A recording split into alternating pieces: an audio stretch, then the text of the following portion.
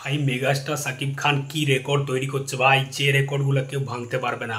সাকিব খানের 2 বছরে 3টে সিনেমা এসছে, প্রিয়তমা, রাজকুমার, তুফান। এই 3টে সিনেমা মিলে 100 কোটি গ্রস কালেকশন করেছে। ইয়েস, 100 কোটি গ্রস কালেকশন করেছে একটা বাংলা সুপারস্টার সাকিব খান। মানে আজ পর্যন্ত বাংলা ইন্ডাস্ট্রিতে, আমাদের কলকাতা বাংলা ইন্ডাস্ট্রিতেও কোনো স্টার সুপারস্টার কিন্তু এই কালেকশনটা দিতে পারেনি যেটা সাকিব খান পেরেছে। এটাই সাকিব খানের স্টার পাওয়ার, এটাই তার ফ্যান ফলোয়িং, এটাই তার স্টারডাম, যেটা ম্যাচ করা আনবিটেবল। সত্যি বলতে সাকিব খানের যে একটা ফ্যান ফলোয়িং আছে বাংলাদেশে, একটা হিউজ ফ্যান ফলোয়িং, মানে তাকে বিট করা ইম্পসিবল আমার মনে হয়। তো সাকিব খানের এই 3টে সিনেমা, প্রিয়তমা, রাজকুমার আর তুফান, এই 3টে সিনেমার কালেকশন নিয়ে যদি কথা বলি, প্রিয়তমা সিনেমাটা 2022 সালের ঈদে এসেছিল। এই সিনেমাটা বাংলাদেশের কমার্শিয়াল সিনেমাতে একটা বিরাট ইম্প্যাক্ট ফেলে। সাকিব খানের একটা ইন্টেন্স পারফরমেন্স, দারুণ একটা পারফরমেন্স, মানে তার ইমোশনাল সিনে গোটা বাংলাদেশ কেঁদেছিল প্রিয়তমা সিনেমাটাতে।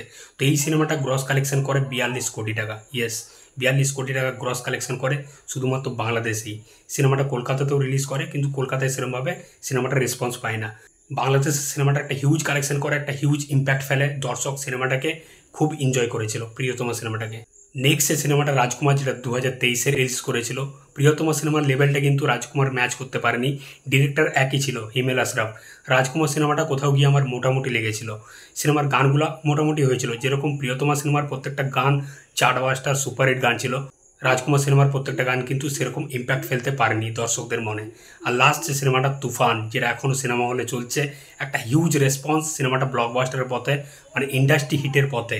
মানে এই সিনেমাটা যেরকম কালেকশন দিচ্ছে ভাই, আলাদা লেভেলেরই।